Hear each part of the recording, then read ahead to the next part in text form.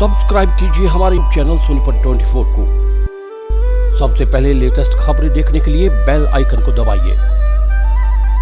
जैसे जैसे हरियाणा में लोकसभा चुनाव की तारीख नजदीक आ रही है, सोनीपत से लोकसभा प्रत्याशी मोहनलाल बड़ोली अपने जनसंपर्क अभियान में तेजी ला रहे हैं और लोगों के बीच जाकर बीजेपी के पक्ष में वोट डालने की अपील कर रहे हैं। सोनीपत विधानसभा के कार्यक्रमों में मोहनलाल बड़ोली ने भाग लिया और मतदाताओं से वोट डालने की अपील की। इस दौरान मोहनलाल बड़ोली ने सभी पार्टियों के प्रत्याशियों को बधाई दी और कहा कि वो सभी के बीच में जाकर मतदाताओं से 100% मतदान करने की अपील करें। इसी दौरान मोहनलाल बड़ोली ने एक बार फिर बीजेपी पार्टी की नीतियों के बारे में लोगों को बताया और कहा कि कांग्रेस पार्टी के पास ना तो नीयत है और ना ही कोई नीति है, जिस कारण कांग्रेस पार्टी पहले 52 सीटों पर सिमट गई थी और इस बार इससे भी कम सीटों पर कांग्रेस पार्टी रहेगी। और हरियाणा की बात कर ली जाए तो हरियाणा में कांग्रेस पार्टी खाता तक नहीं खोल पाएगी।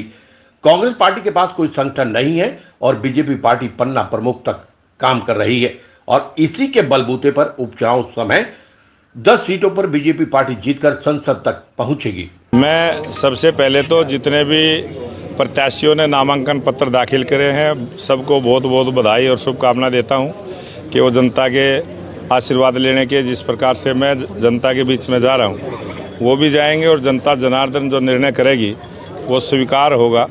और इस लोकतंत्र के त्यौहार में सभी भागीदार बने और मैं ये निवेदन भी करूँगा सभी प्रत्याशियों से कि वो सबसे इस बात की ज़रूर अपील करें कि 100% मतदान हो, देश में इसको एक त्यौहार के रूप में मनाए। इस प्रकार का निवेदन करते हुए जो आपने कांग्रेस पार्टी की बात करी है, ये वर्षों से पिछले चुनाव में भी यही बातें उन्होंने कही थी और देश की जनता ने हरियाणा में भारतीय जनता पार्टी को 10 की 10 लोकसभा की सीट दे के जिता के बड़े बहुमत के साथ देश की सबसे बड़ी संसद में भेजने का काम किया था।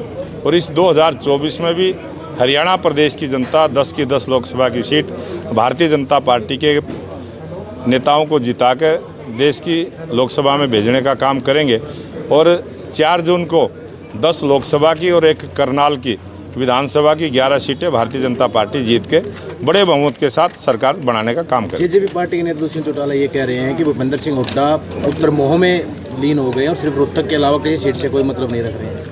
अब ये बात तो दुष्यंत जी से पूछो और हुड्डा जी से पूछो। हुई है देखो, कांग्रेस पार्टी का पाप का जो घड़ा है वो बहुत भर चुका है और उस पाप की वजह से जो कांग्रेस पार्टी के नेता जिस प्रकार की गुटबाजी उनकी है, भारतीय जनता पार्टी का हमारा पन्ना प्रमुख तक का कार्यकर्ता मजबूती के साथ खड़ा है, पूरी टीम खड़ी है। आप सब ने देखा है किस प्रकार से हमारा प्रदेश अध्यक्ष भी मिनटों में बदली होके और दूसरा प्रदेश अध्यक्ष काम पर लग जाता है।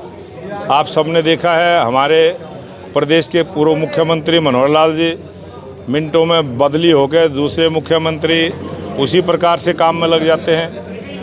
कभी भी किसी भी प्रकार का राज का मोह या सत्ता का लोभ भारतीय जनता पार्टी के कार्यकर्ताओं में नहीं है। भारतीय जनता पार्टी का कार्यकर्ता इस राष्ट्र के लिए काम करता है और उस राष्ट्रीय भावनाओं को लेकर काम करता है। इसलिए भारतीय जनता का पार्टी का मजबूत संगठन पूरे देश में है और कांग्रेस पार्टी का तो अभी ब्लॉक स्तर का भी उनका संगठन नहीं है। आपसी फूट, आपसी झगड़े इस प्रकार के हैं कि उनकी जो फूट है वो आपके मीडिया के सामने, जनता के सामने है।